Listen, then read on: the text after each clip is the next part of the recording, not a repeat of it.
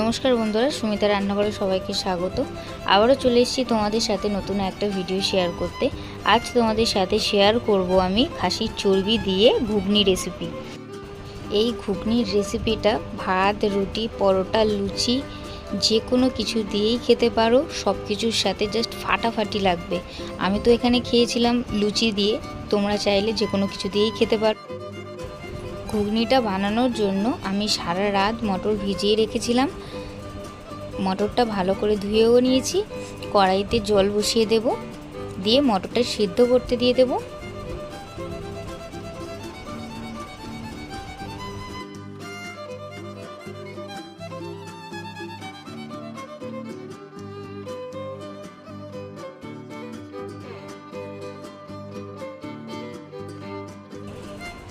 মটরটা আমি চাপা দিয়ে আধ ঘন্টা মতো ভালো করে সিদ্ধ করে নেব।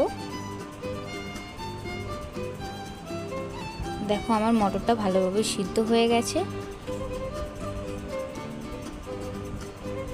মটরটা আমার পুরোপুরি গলেও যাচ্ছে না, বেশ ভালোভাবে সিদ্ধ হয়ে গেছে।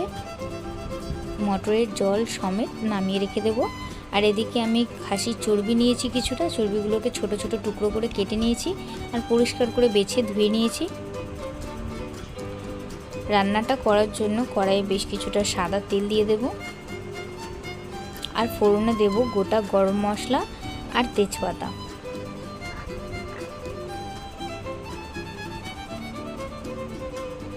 ফোড়নটা একটু হালকা ভাজা হয়ে গেলে বেশ অনেকটাই পেঁয়াজ কুচি দিয়ে দেব।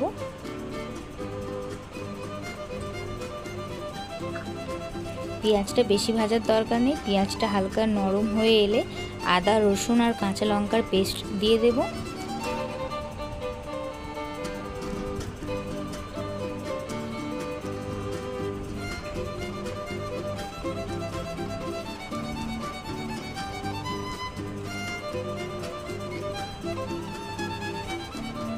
মশলার বাটিটা ধুয়ে অল্প একটু জলও দিয়ে দিয়েছি। এবার বেশ কিছুক্ষণ ভালোভাবে কষাবো। আদা রসুনটা কষাতে কষাতেই একটু বড় বড় করে কেটে রাখা দুটো টমেটো আমি দিয়ে দেব। সব কিছু এবার একসাথে ভালো করে কষাবো, যাতে টমেটোটাও গলে যায় আর মশলাটাও ভালোভাবে কষানো হয়ে যায়।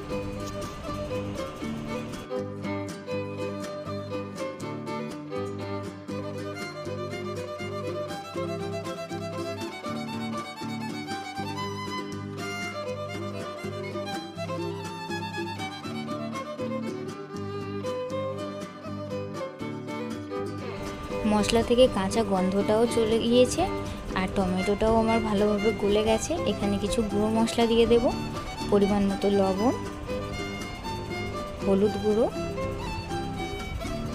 লঙ্কা গুঁড়ো, আর কালারের জন্য দেব অল্প একটু কাশ্মীরি রেড চিলি পাউডার, আর দেব ধনে গুঁড়ো। এবার সব কিছু বেশ ভালোভাবে কষাবো যতক্ষণ না মশলা থেকে ভালোভাবে তেল ছেড়ে যাচ্ছে।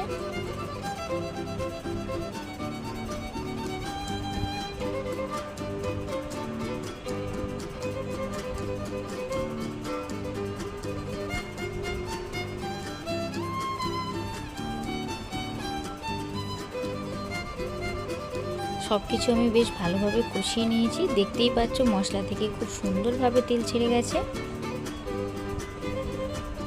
এবার ঘুগনির জন্য আমি একটু ডুমো ডুমো করে আলু কেটে রেখেছিলাম, সেই আলুগুলো দিয়ে দেব।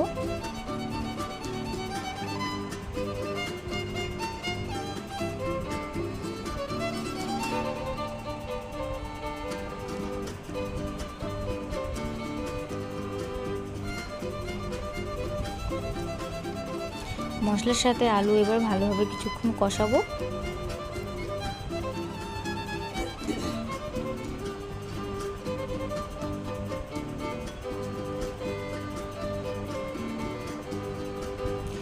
আর তেজপাতাটা নাড়তে অসুবিধা হচ্ছিল বলে তুলে ফেলে দিলাম।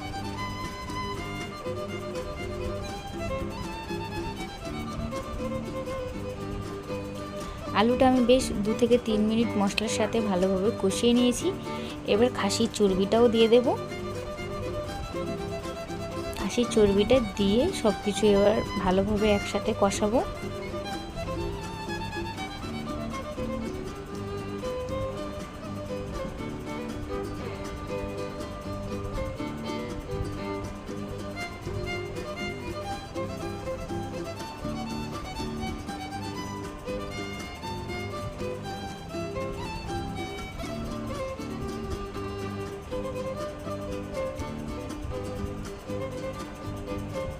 খাসির চর্বি আর আলু সব একসঙ্গে কষানোর সময় এখানে 2 চামচ চানা মশলা দিয়ে দেব আমি।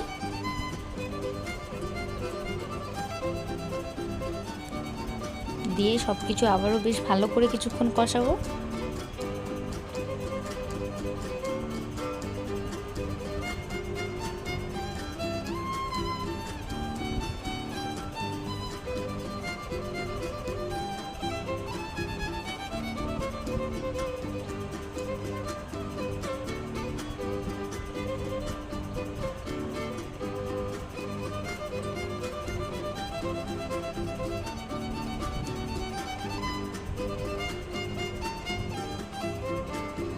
সব কিছু আমি প্রায় 20 থেকে 25 মিনিটের মতো কষিয়ে নিয়েছি। এবার সিদ্ধ করে রাখা মটর আর মটরের ওই জলটাই দিয়ে দেব, আর এক্সট্রা কোনো জল দেব না আমি।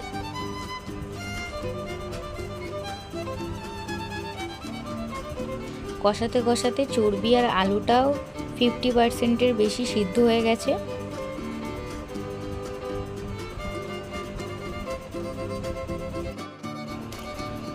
আমি এখানে চাপা দিয়ে দিয়ে আরও বেশ কিছুক্ষণ রান্না করে সব কিছু ভালোভাবে সিদ্ধ করে নিয়েছি। আর এখানে দেব স্বাদ মতো কিছুটা চিনি, আর দিচ্ছি চানা মশলা, গরম মশলা গুঁড়ো আর ঘি।